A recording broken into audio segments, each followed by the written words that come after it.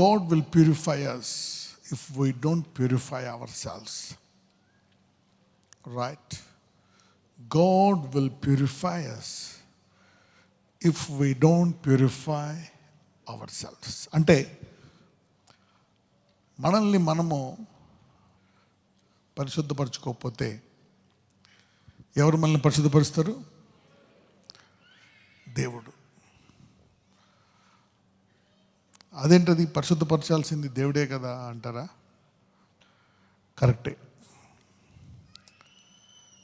Let me give you one scripture from already మీకు నేను ప్రకటనలో చెప్పాను. మళ్ళీ ఒకసారికి వెళ్దాం, ప్రకటన గ్రంథానికి వెళ్దాం. 19:7. ఆయనను స్తుతించుడి, గొర్రెపిల్ల వివాహోత్సవ సమయం వచ్చినది, ఆయన భార్య తన్ను తాను సిద్ధపరచుకొని ఉన్నది కనుక మనము సంతోషపడి ఉత్సహించి ఆయనను మహిమపరచదమని చెప్పగా వింటిని. రైట్. ఆయనను స్తుతించుడి, గొర్రెపిల్ల వివాహోత్సవ సమయము వచ్చినది. ఆయన భార్య ఏం చేస్తుందంట? తన్ను తాను సిద్ధపరుచుకొని ఉన్నది. ఇప్పుడు మీ అందరికీ తెలుసు, ఎదిగిన అమ్మాయిలు కూడా తెలుసు, ఎదిగిన అబ్బాయిలు కూడా తెలుసు, ఎవరైనా పెళ్లి కూతురికి ట్రైనింగ్ ఇవ్వాలా, నువ్వు తయారవ్వాలి అని. అంటే ప్రతి పెళ్లి కూతురికి నాకు పెళ్ళి అవ్వబోతుంది అని తెలిసిన ప్రతి పెళ్లి కూతురు ఏం చేస్తుందంట? తన్ను తాను సిద్ధపరచుకుంటుందంట. She will prepare. ఒకవేళ ఆమె సిద్ధపరచుకోవట్లేదు అంటే ఏంటి? తనకి పెళ్ళి ఉన్నట్ట లేనట్ట?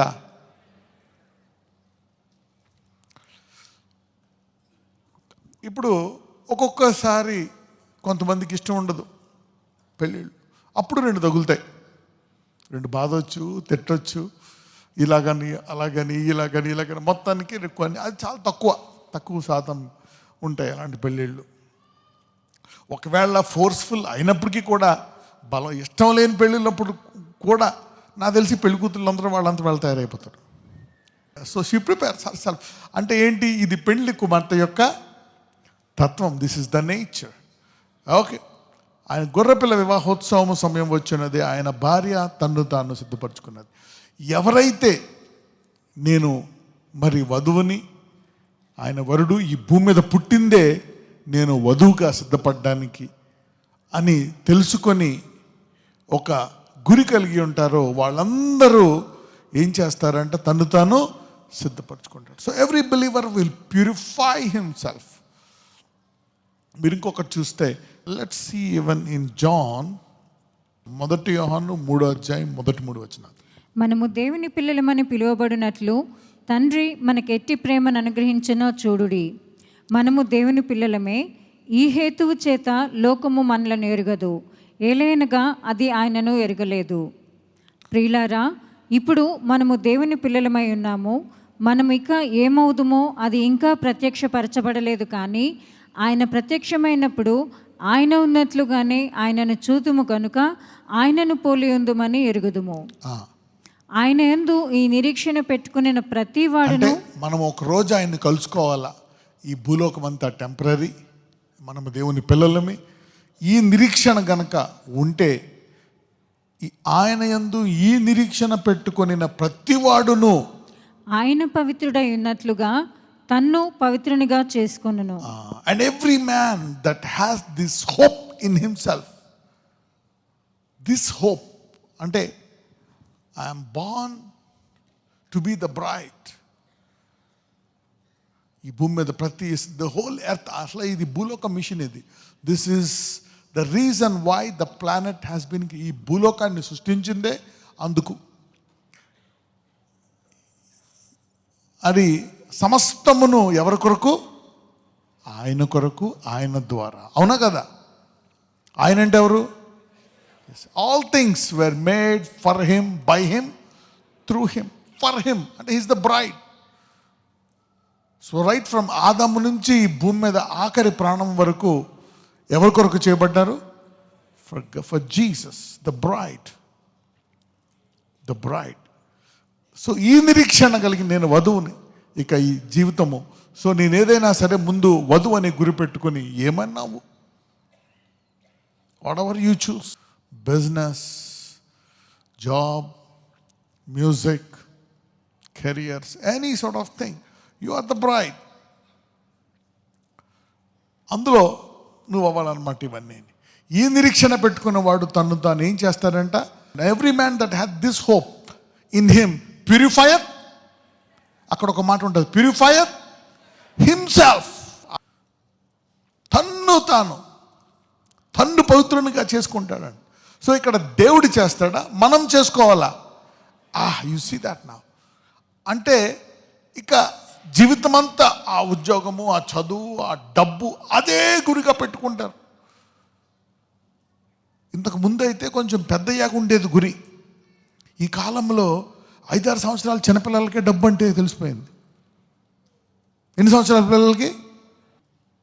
But look at that. ఈ నిరీక్షణ పెట్టుకున్న ప్రతి వాడను తన్ను తాను, అంటే where there is no vision people perish. దర్శనము లేదు. తల్లిదండ్రులకు దర్శనం ఉండాలా, పిల్లలకి ఇవ్వాలా దర్శనము, తరాలకి ఇవ్వాలా. You need to have a vision. So ఒకవేళ మనల్ని మనం పవిత్రులుగా చేసుకొని మన గురి మర్చిపోయామనుకోండి, ఇక దేవుడు నెమ్మదిగా ఏం చేస్తాడంటే కొన్ని తాళాలు తెరుస్తాడు, కొన్ని తాళాలు, కొన్ని తలుపులు తెరుస్తాడు, కొన్ని కిటికీలు తెరుస్తాడు. ఓకే, కొన్ని బెజ్జాలు పడతాయి నీ యొక్క కంచెకి. ఓకే, మరి మనం ఎప్పుడైతే మనము శుద్ధీకరించుకోమో, మరి చూడండి కొన్ని ద్వారాలు తెరుస్తాడు. మరి అప్పుడు వచ్చి పర్మిషన్, గాడ్ గివ్స్ పర్మిషన్, ఎందుకంటే దాని ద్వారా he will purify us. So let us see the purpose of purification today, right?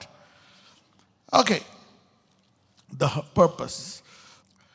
దేవుడు ఒక్కొక్కసారి ప్రతి ఒక్కరికి ఏం తెలుస్తుందంటే, నేను కరెక్ట్. అందరూ ఏమనుకుంటారు, ఒకవేళ నువ్వు తప్పు చేసినా అది కరెక్ట్, న్యాయం చేసా, ప్రతి ఒక్కళ్ళకి ఇది ఉంటుంది, కరెక్టే. అది ప్రతిసారి కరెక్ట్ అవ్వకపోవచ్చు. ఓకే, చూద్దాం. అయితే అందుకని ఏం చేస్తాడంటే, ఒక్కొక్కసారి నీ జీవితం ఎప్పుడు స్మూత్గా ఉంటుంది అనుకుంటావు, నీలో ఏముందో బయటికి తీయడానికి God exposes you to some people. దేవుడు నిన్ను కావాలని, నీలో ఎవరున్నారు, నీలో ఏముంది అని బయటికి తీయడానికి కోసం కావాలని కొన్ని మనుషులను నీ జీవితంలో పెడతాడు. కొంతకాలం మట్టుకు ఎదురు తెప్పిస్తాడు. కొన్ని ఒక్కసారి ఆ పలానా వ్యక్తులు గంట ఉండొచ్చు, నెల ఉండొచ్చు, జీవితాంతం ఉండొచ్చు. వాళ్ళు ఎప్పుడు పోతారు అనేది చూద్దాం. మరి పౌలు ముళ్ళు ఎప్పుడు పోయింది? పౌలుకి కొంచెం గర్వం వచ్చేసింది. గర్వం వచ్చేసినప్పుడు ఒక ముళ్ళు అనేది వచ్చింది. ముళ్ళు వచ్చినప్పుడు పౌలుకి ఎందుకు ఆ ముళ్ళు వచ్చిందని పౌలుకి కారణం ఏం తెలుసుకున్నాడు? నేను గర్వం అని తెలుసుకున్నాడు. వెంటనే తెలుసుకొని ఏం చేశాడు? ప్రార్థన చేసి ఆపేశాడా? ఎన్నిసార్లు ప్రార్థించాడు? ప్రార్థిస్తూనే ఉన్నాడు. అయితే ఎన్నో ప్రార్థనకి జవాబు వచ్చింది, 3వ ప్రార్థనకి జవాబు వచ్చేసింది. జవాబు వచ్చినప్పుడు ఏం చేశాడు? తను తాను తగ్గించుకున్నాడు. అందుకే అంటాడు, నేను ప్రతిదినము ఐ డై ఫర్ క్రైస్ట్, నేను ప్రతిదినము నా శరీరముతో నేను కొట్లాడతానంటాడు, నేను దాన్ని తగ్గించుకుంటానంటాడు పౌలు. అప్పుడు ఎప్పుడైతే ఓహో దీనికి గర్వం కారణం నేను తగ్గించుకోవాలనుకుంటాడో, ఆ ముళ్ళు ఉంటుందా వెళ్ళిపోతుందా? వెళ్ళిపోతుందా? God gives grace to the humble. దేవుడు కృప ఇస్తాడు. ఆ కృప ద్వారా అతను బయటకు వచ్చేసాడు అనమాట. పరీక్ష శుద్ధీకరించుకో. ఎంతమంది ఈరోజు ఒక గురి కలిగి ఉందాం, నన్ను నేను శుద్ధీకరించుకుంటాం. Come on, let us pray.